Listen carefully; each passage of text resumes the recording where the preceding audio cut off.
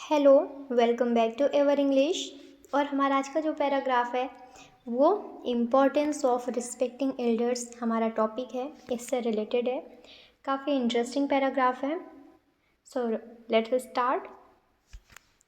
Importance of respecting elders. Importance यानी महत्व, of respecting यानी सम्मान करना, एल्डर्स यानी बुज़ुर्गों का, बड़ों का, यानी कि बड़ों का सम्मान करने का महत्व।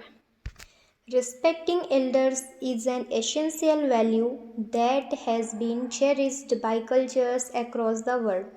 यानी कि respecting elders यानी बड़ों का सम्मान करना is an essential, ये काफ़ी ज़्यादा महत्वपूर्ण है, काफ़ी ज़्यादा महत्वपूर्ण वैल्यू है, मूल्य है। that has been cherished, जो कि संजोया गया हुआ है बाय कल्चर्स यानी हमारी संस्कृति से, अक्रॉस द वर्ल्ड यानी दुनिया भर में। Elders possesses a wealth of experience and wisdom। ये जो एल्डर्स होते हैं, बड़े बुजुर्ग होते हैं, ये रखते हैं पोसेस करके रखते हैं, मतलब पोसेस यानी रखते हैं, अ वेल्थ ऑफ एक्सपीरियंस यानी अनुभवों का धन, एंड विजडम बुद्धिमत्ता का धन, gained through years of life challenges and achievements, यानी कि हासिल करते हैं थ्रू ईयर्स ऑफ लाइफ यानी वर्षों के जीवन के बाद, ईयर्स ऑफ लाइफ चैलेंजेस यानी कि वर्षों की चुनौतियों से, अपने जीवन के बहुत सालों के चुनौतियों से, एंड अचीवमेंट्स और उपलब्धियों से। When we show respect to our elders, जब हम अपने बड़ों का, अपने बुजुर्गों का सम्मान करते हैं, उनको सम्मान देते हैं, we not only acknowledge their contributions but also learn valuable life lessons। we not only acknowledge, तब हम केवल स्वीकार नहीं कर रहे होते their contributions यानी उनके योगदान को, but also लेकिन तब भी लर्न वैल्यूएबल लाइफ लेसन्स, उनके जीवन के कुछ कीमती पाठ को सीख रहे होते हैं, लाइफ लेसन्स सीख रहे होते हैं। Respect can be demonstrated in many ways, ये जो रिस्पेक्ट है, सम्मान है, ये डिमॉन्स्ट्रेट यानी दिखाया जा सकता है, इन मैनी वेज यानी बहुत सारे तरीक़ों से, थ्रू पोलाइट स्पीच यानी कि पोलाइट यानी विनम्र शब्दों से, बोलने के तरीके से, स्पीच से, एक्टिव लिसनिंग और सक्रिय रूप से उनको सुन करके, एंड ऑफरिंग हेल्प और उनको ऑफ़र करके यानी उनकी मदद करके, विदाउट बीइंग आस्क्ड यानी बिना उनके कहे उनकी मदद कर देना, ये सब क्या है, उनके लिए रिस्पेक्ट है, यानी कि हम उनको रिस्पेक्ट दे रहे होते हैं।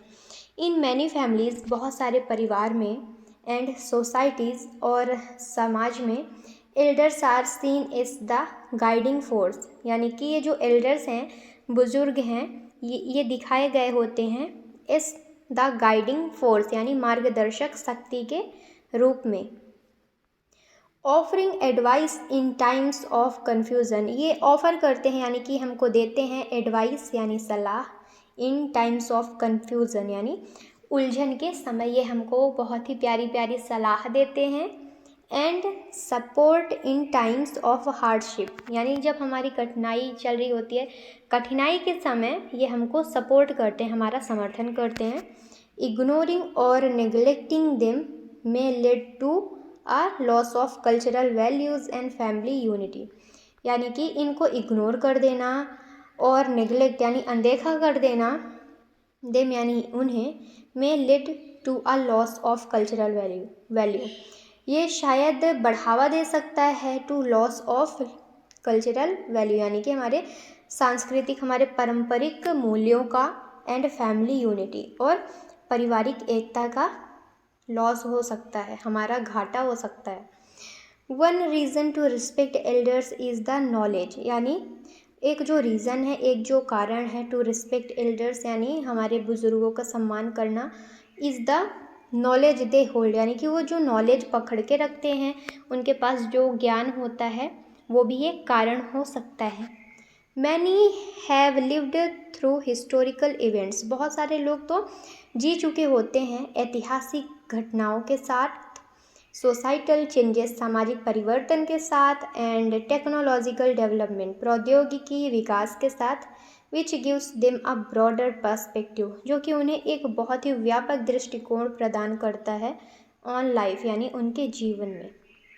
देयर स्टोरीज यानी उनकी कहानियाँ, ट्रेडिशंस उनकी परंपराएं, एंड कस्टम्स और उनके जो रीति रिवाज हैं, provide a strong connection to our heritage, यानी कि वो प्रोवाइड करता है, देता है आ स्ट्रॉन्ग कनेक्शन यानी एक मजबूत जुड़ाव को देता है टू आवर हेरिटेज यानी हमारी विरासत में। मोर ओवर, इसके अतिरिक्त respecting elders teachers younger generation the importance of humility, यानी कि रिस्पेक्ट करना, हमारे जो बड़ों का सम्मान करना, टीचर्स यानी ये सिखाता है, यंगर जनरेशन यानी जो यंगर जनरेशन होते हैं उनको द इम्पोर्टेंस ऑफ ह्यूमिलिटी यानी विनम्रता के महत्व को सिखाता है, पेशेंस धैर्य को सिखाता है, एंड कंपैशन को सिखाता है यानी कि दया करुणा ये सब सिखाता है।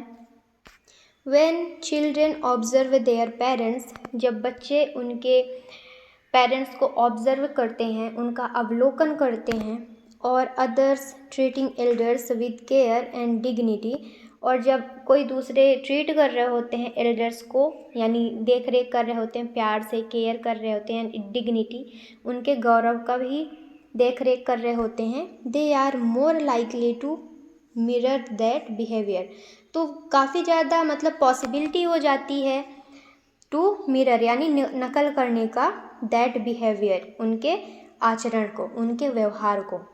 यानी अगर कोई एक छोटा सा बच्चा है, अगर वो अपने पेरेंट्स को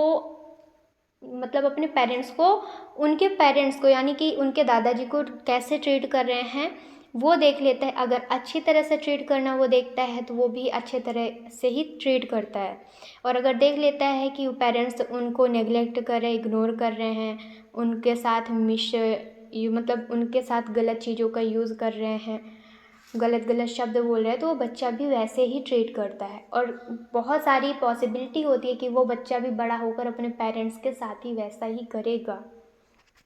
okay, this creates a respectful and caring environment, ये एक सम्मानजनक और केयरिंग इन्वायरमेंट यानी एक देखभाल वाला पर्यावरण बनाता है, both at home and in society, यानी दोनों जगह, घर में भी और समाज में भी।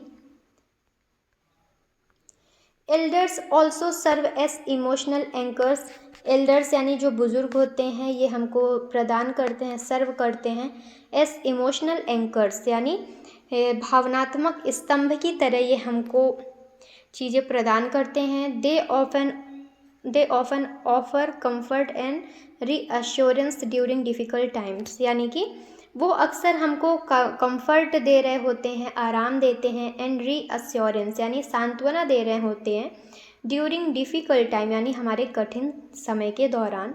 Their life experiences help them understand and empathise with the struggle of others, यानी कि जो देयर लाइफ एक्सपीरियंसेस उनके जीवन के जो भी अनुभव होते हैं, हेल्प देम यानी वो उनको मदद कर रहे होते हैं, अंडरस्टैंड यानी समझने में, एंड एम्पैथाइज यानी सहानुभूति रखने में, with the struggle of others यानी दूसरों के स्ट्रगल के समय, दूसरों के कठिनाई के समय, मेकिंग